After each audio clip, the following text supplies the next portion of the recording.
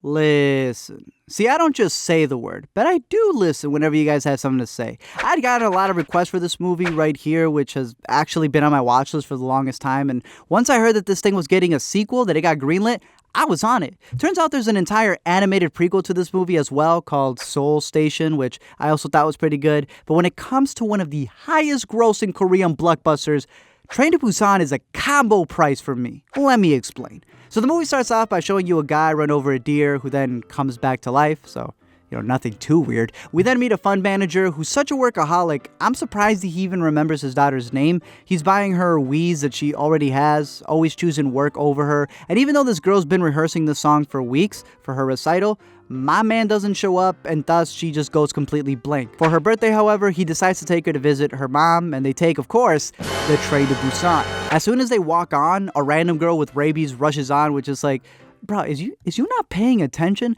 Like, y'all know it's rude to go out in public if you have whooping cough. If you're sniffling in the theater, again, also rude. But carrying a zombie virus out in public?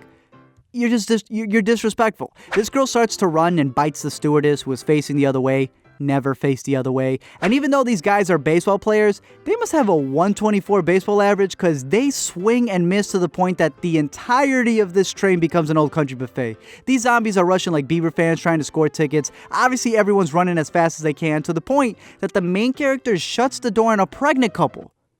And then they just open it. Turns out these zombies only move towards what they can see or hear. There's no real sense of smell, and even if you dim the lights just a little bit, all of a sudden they go blind. And I also love how they kind of switch it up where the first chick had enough time to get on the train and chill for a little bit before she turned, and now everyone just turns faster than a dude watching Queer Eye. At first I thought that the cause of it was the government, since it seemed like there were some that were being dropped, but it turns out that was just zombies on top of the helicopters who were falling off. But I don't know if they'll make it more clear in the sequel, but they do hint at the fact that there's a virus that leaks because of one of the plants that we saw earlier in the movie. And the fact that the main character pulls his shares from that company, he in a sense kind of feels vicariously responsible for what happened, like he's the reason why it instigated it, kind of like an allegory for how most business people who make selfish decisions end up affecting everyone else around them, all the normal people.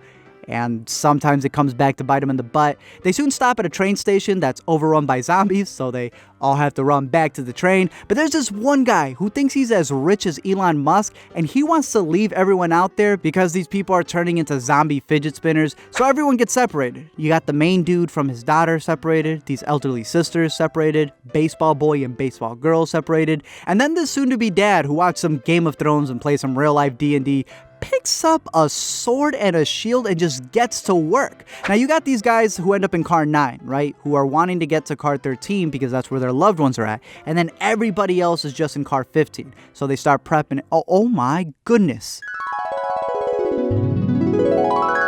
I've been saying this, right? That in the apocalypse, you can't wear short sleeves. You need that Yu-Gi-Oh armor thing. You gotta stock up on those Voltron sleeves. Everyone gets bit in the forearm.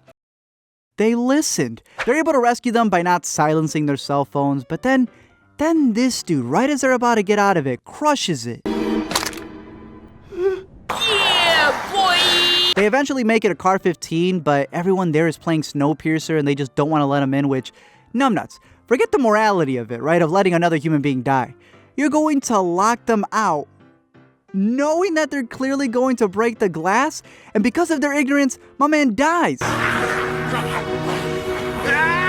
This man even pulled a Hodor in order to give them more time. That's why when the main dude gets to cart 15, he starts beating up the businessman, which I thought was pretty clever because technically he's kind of beating the kind of person he could have become. He's fighting it off, and I would have hit him with 5 Conor McGregors. But to continue the stupidity of car 15, they decide to kick out everyone who just made it there, the main crew, to the next cart, the one that's farther away from the zombies, as they remain in that cart. That's why this elderly lady releases them, since she's so mad that they let her sister die. And Well. How the turntables... they get feasted on like it's a damn golden corral and they all just completely die. But when they arrive to the next station, it turns out that they're gonna have to switch trains because of a collision, and somehow this dude is still alive. He ends up ruining it for the baseball couple who, Romeo and Juliet it, somehow finds a way to even kill the damn conductor in order to hop onto the new train to Busan. And as the remaining 3 struggle to hop on the train, Of course, even in death, this mofo finds a way to ruin things and bites the dad who now has to sacrifice himself for his daughter to live.